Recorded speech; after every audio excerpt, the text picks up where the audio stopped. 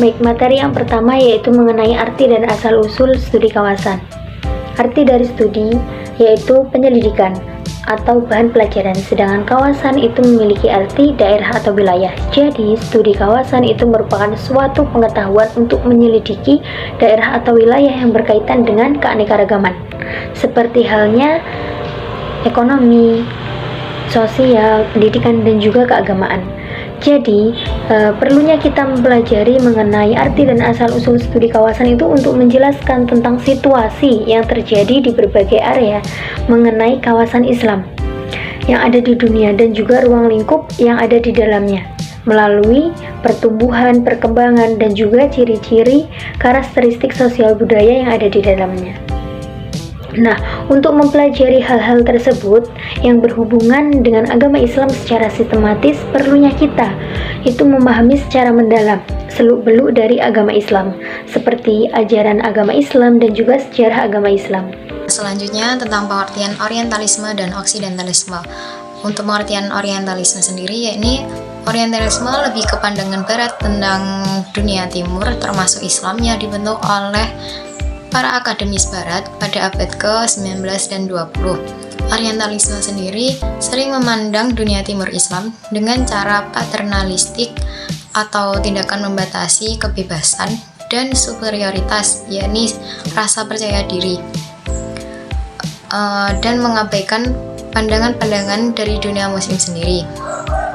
Untuk pengertian oksidentalisme, sebaliknya dari pengertian orientalisme, yakni pandangan dunia timur tentang barat, terutama pandangannya negatif tentang barat dan budayanya. Oksidentalisme cenderung menampilkan barat sebagai ancaman dan mengabaikan bantuan dari barat. Oleh karena itu, diperlukan pendekatan yang lebih inklusif dalam studi Islam yang mencakup pandangan dan pemahaman dari berbagai sudut pandang. Studi Islam harus dilakukan dengan memperhatikan konteks sosial, politik, dan budaya tempat Islam tumbuh dan berkembang.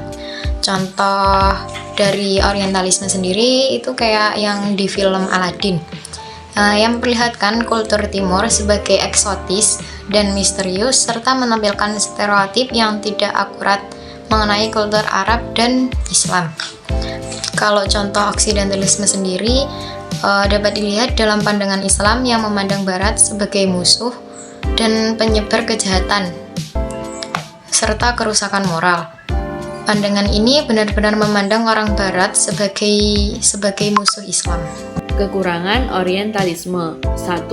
Menekankan perspektif barat dan mengabaikan pandangan muslim sendiri. 2.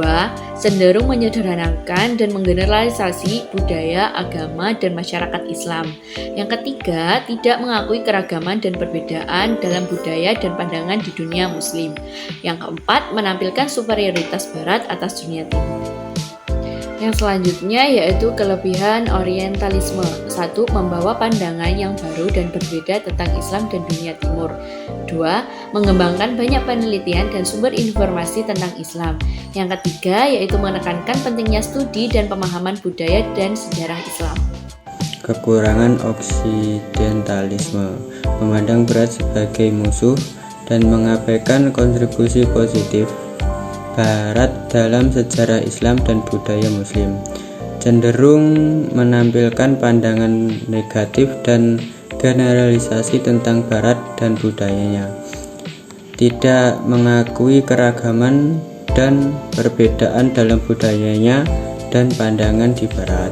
Oksidentalisme diantaranya yang pertama, meningkatkan kesadaran dan kritisme terhadap pandangan dan peran Barat dalam sejarah dan budaya dunia.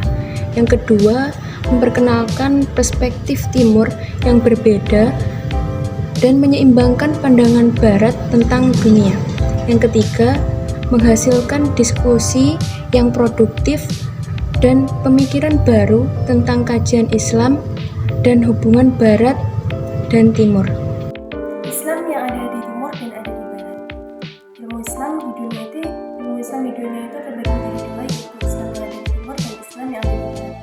Ilmu tentang Keislaman yang ada di timur hanya dijadikan sebagai patokan penjuru dunia. Tujuannya ialah untuk mengetahui ilmu agama dari berbagai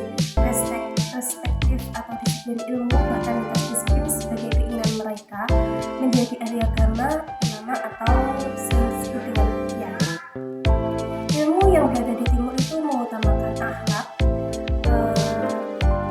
rendah hati, tidak sombong, serta mengutamakan tradisi salaman kepada guru-gurunya. Adab ini senantiasa menyebar luas hingga penjuru dunia, sehingga bagian dari kemuliaan guru-guru yang telah mengajarkan ilmu. Adapun negeri timur ialah Maroko, Tunisia, Sudan, Mesir, Suriah, dan lainnya. Ilmu keislaman yang ada di barat ialah ilmu yang dipelajari oleh sebagian orang baik muslim maupun non-muslim, yang mana sifatnya adalah terbuka. Mereka menganggap bahwa ilmu itu selalu dari buku dan selalu dari guru, murid dari murid ke guru, dan bukan hanya doktrin agama dari misi ke misi. Perdebatan yang sering terjadi karena kesanatan keilmuannya, karena ilmu yang ada di timur tidak dipelajari karena dengan kesanatan yang jelas, sedangkan yang di barat tidak memperdebatkan hal itu. Konsep ilmu barat ialah mengajarkan dengan daya pikir yang historikal, karena ilmu diajarkan murni untuk keilmuan, bukan karena doktrin agama. Maka dari itu, studi di barat ialah bukan soal meluruskan sebuah ilmu, tapi karena memang tujuan ilmu adalah pengembangannya. Adapun negeri yang ada di barat ialah Amerika, Inggris, dan beberapa kawasan lainnya. Islam mayoritas dan Islam minoritas. Islam mayoritas merujuk pada fakta bahwa mayoritas penduduk di negara-negara tertentu mengidentifikasikan diri mereka sebagai Muslim. Islam merupakan agama yang berkembang pesat di berbagai belahan dunia, terutama di wilayah-wilayah Timur Tengah, Asia Selatan, dan Afrika Utara.